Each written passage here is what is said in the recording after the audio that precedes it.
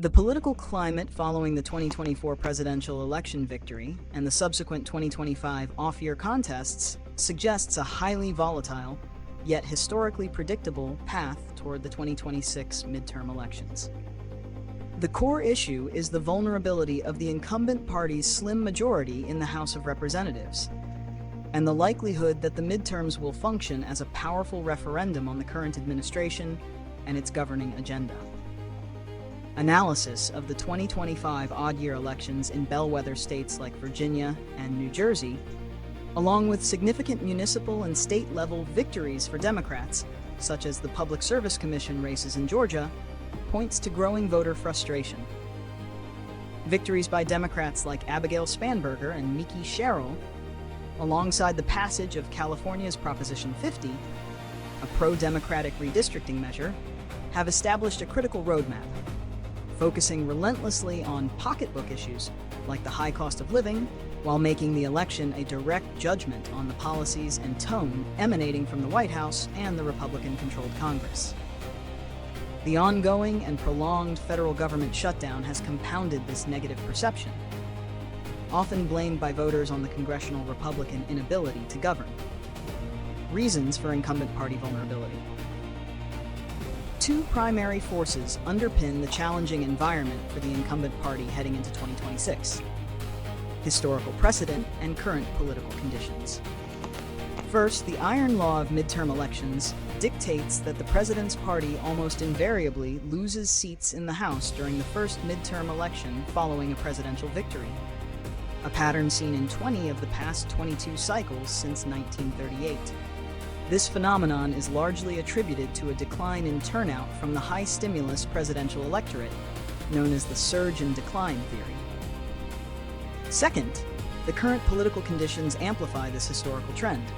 The sitting president's net job approval is notably low, averaging around -5.1% disapproval, a metric historically strongly correlated with significant midterm losses for the party in power.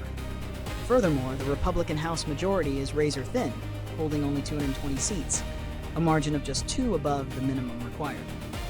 This means that only a small swing in the national vote share is required for Democrats to regain control.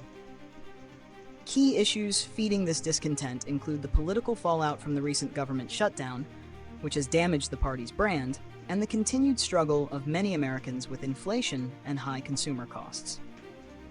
Consequences. The consequences of the current political trajectory hinge entirely on the outcome of the 2026 elections, particularly in the House. If the Democrats successfully flip the House, which current forecasts suggest is highly probable, it would abruptly end the legislative phase of the incumbent administration's term. The primary consequence would be a massive shift in focus from passing agenda items, such as further tax cuts or deregulation, to aggressive congressional oversight and investigation. A Democratic-controlled House would wield subpoena power to initiate a stream of oversight hearings targeting the administration and its allies, potentially leading to impeachment proceedings and consuming the remaining 2 years of the presidential term with political conflict. This gridlock would also mean policy stagnation on key issues, likely leading to further legislative battles over essential funding and appropriations. While the Senate map remains challenging for Democrats due to the specific states on the ballot, any shifts there would determine the fate of judicial and cabinet nominations, solidifying or blocking the administration's ability to shape the federal government and courts. Prediction and solutions. Prediction. Based on historical trends and current data, the most likely outcome for the 2026 midterm election is that the Democratic Party will regain control of the House of Representatives. Forecasters using models based on presidential approval and economic conditions predict the Republican Party loses a substantial number of seats, far exceeding the minimal loss needed to flip the majority. While the Senate outcome is less certain due to the specific rotation of seats, the overall political environment favors the out-of-power party. Solutions and strategic adjustments. Both parties are actively adjusting their strategies based on the 2025 results. For Republicans, to mitigate losses, the immediate strategic solution is to end the damaging government shutdown to stabilize the political narrative. Moving forward, strategists are urging a change in economic messaging, moving beyond tariffs and focusing heavily on the tangible benefits of past legislation, such as recent tax cuts, to improve public perception of the economy. Critically, the party needs a strategy to motivate the lower turnout MAGA base to show up for non-presidential year elections, possibly by increasing direct involvement and spending from the presidential campaign apparatus.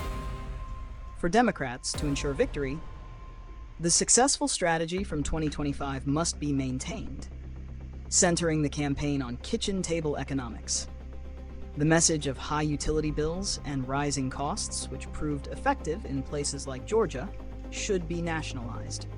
Democrats must effectively tie the economic struggles and the government shutdown directly to the administration's policies and its chaotic governing style, effectively making the 2026 election a clear-cut referendum on the president's performance. They must also capitalize on redistricting efforts, such as Proposition 50 in California, which could provide a valuable buffer of seats.